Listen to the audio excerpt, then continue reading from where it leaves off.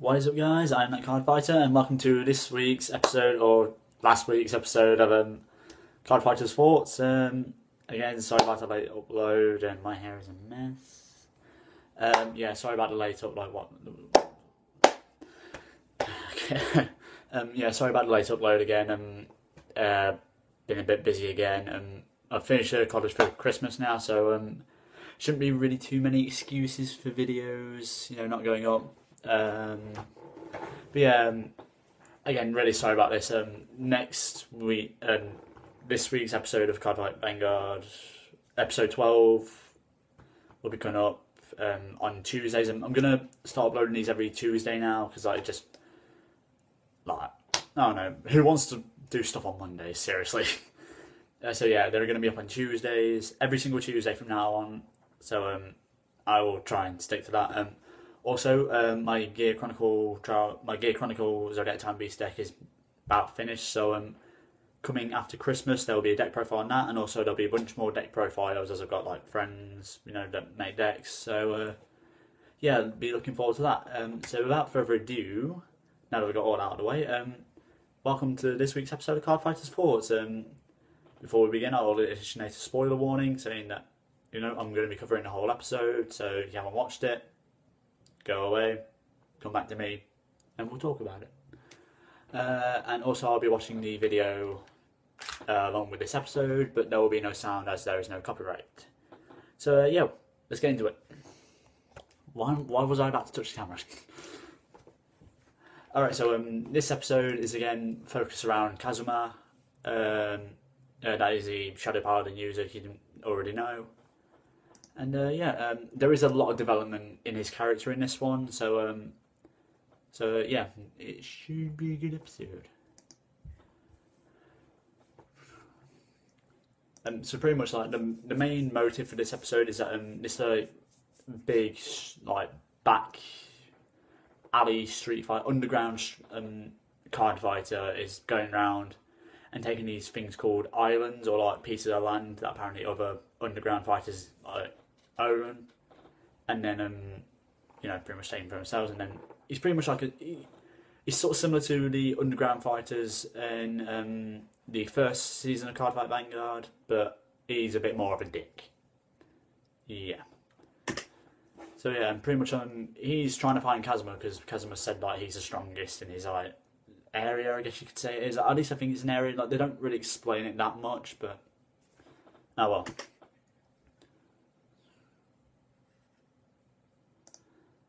But yeah, this one I'd say is definitely more character driven, like the bond between Chrono and Kazuma, and Kazuma's development as a character himself. It definitely shows in this episode.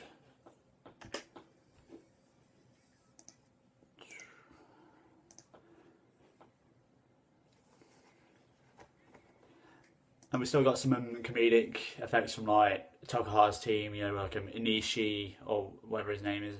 The Dark regular use, he's still really uncomfortable in his in the position he's in at the moment, because in Stride Gate he wasn't one of the main bad guys, and now he's just trying to make amends, if that makes any sense. But the way that everyone's treating him it just makes him feel really uncomfortable, and it's actually quite funny to see him just get.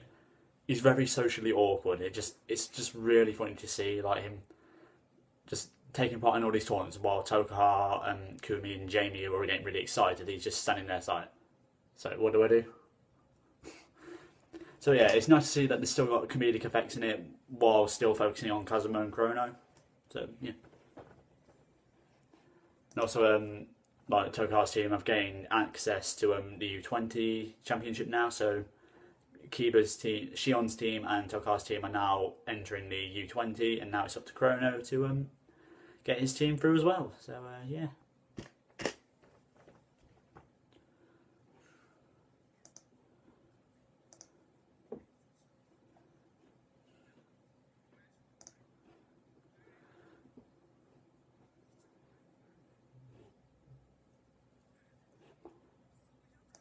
And here we see that Chrono has been kidnapped, I guess, by the underground fighters team, or minions, henchmen, lackeys. I don't know. Like you pick the word.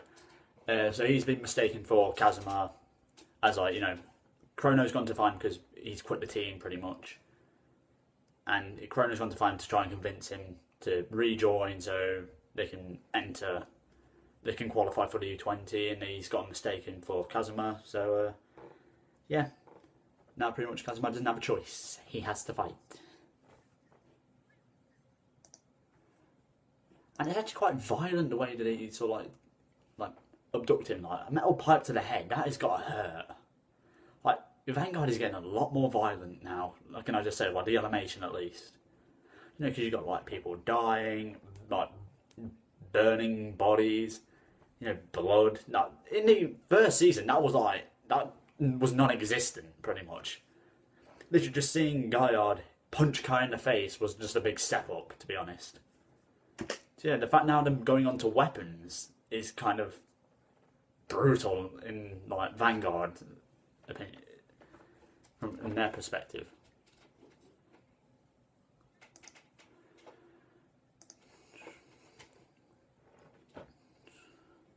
Yeah, so we do learn a little bit about this like backstreet fighter guy. Like he used to be a competitive tournament player, but he was disqualified permanently for trying to make the games unbalanced and unfair by throwing, making up rules that sort of threw the game in his favour. Pretty much, like you get to see what sort of things like he means in this fight, because like when he goes up against Kazuma, he pretty much forces him to take 2 damage at the start already, and then put them face down. So he's already at a disadvantage because one, he's already at 2 damage, and he can't use the counter blast. So yeah, dick move. He is nothing compared to the Underworld ruler in season 1. And Chrono just gets punched again. Great job, Vanguard. Actually, what's it? And And Chrono just doesn't give a damn. I said damn.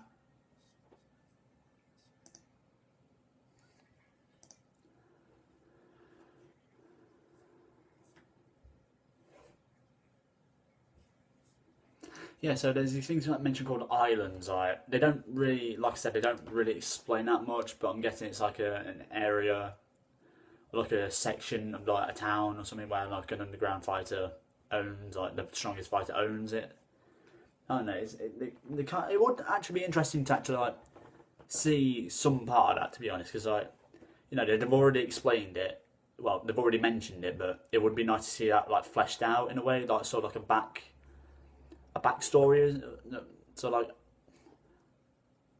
what's the word? Like a subplot, as we like to, if you want to call it that. So like the main plot is focused on the U20. Like this could be focused on like Kazuma taking out all like the underground fighters and becoming like the strongest backstreet fighter as well as becoming like a professional and like sort of cleaning up the streets of Vanguard, if that makes any sense. So I would actually like to see that, to be honest. And of course he has a massive shredder. Why wouldn't he?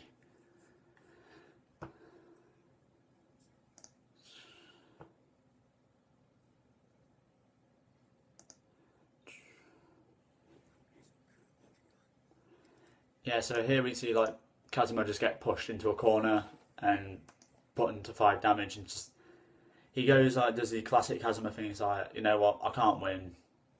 I'm just going to quit. But he somehow manages to hang in there, and like for the sake of Chrono's deck, because pretty much if he loses, Chrono loses his deck, and possibly even worse. So yeah, and I think this pretty much further confirms like why Kazuma is like this, why he like gives up so easily, because like he's brought into a new family like as an adopted like stepbrother, or sort of like an underappreciated child, because this like family has like this son, or Kazumi, or whatever his name, Kazumi Onimaru, the Nubatama user from episode 1. He's pretty much this big achiever. He's got all these like awards, trophies, medals. He's competed in all these events, like all these like sports and all that. And he's a really, really like he's a winner pretty much. And like Kazuma Kazumi is the winner, Kazuma the loser, pretty much. Like, and no matter what he does, he will never gain the affection of his new family. So yeah, it's actually kind of sad. It actually kind of makes it sort of clear, gives you a brighter picture of why Kazuma is like what he is now. Like, he constantly gives up because he feels like no matter what he does, he just isn't. No matter what he does, it's not good enough. So just like, what's the point in doing this if nothing good's going to come out of it? So it's kind of understandable now why he does it, but still, like, it would still be nice to see like development faster, so like he doesn't quit all the time, which we're about to see.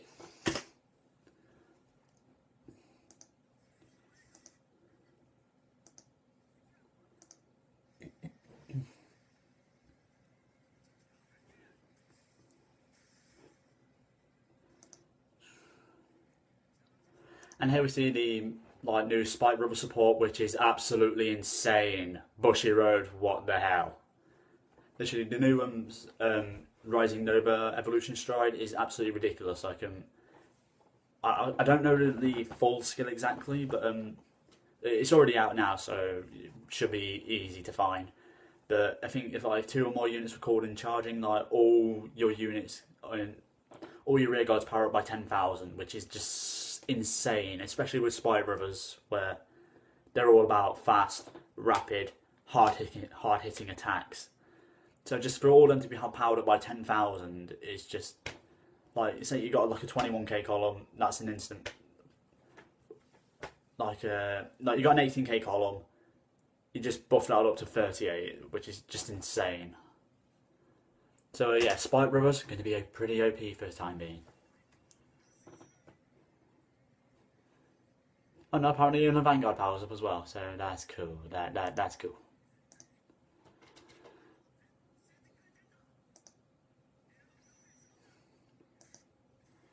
So now we see that Kazuma, he decides not to give up, and we actually get to see, his passionate side, and he actually a burning desire to win, which is actually really, really cool.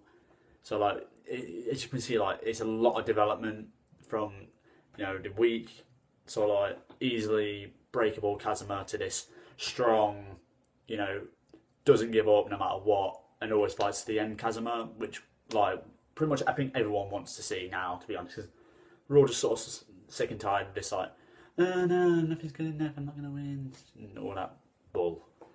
So yeah, it's definitely nice. It's a refreshing change of pace with the Kazuma character now, so yeah, hopefully we get to see a bit more of that now.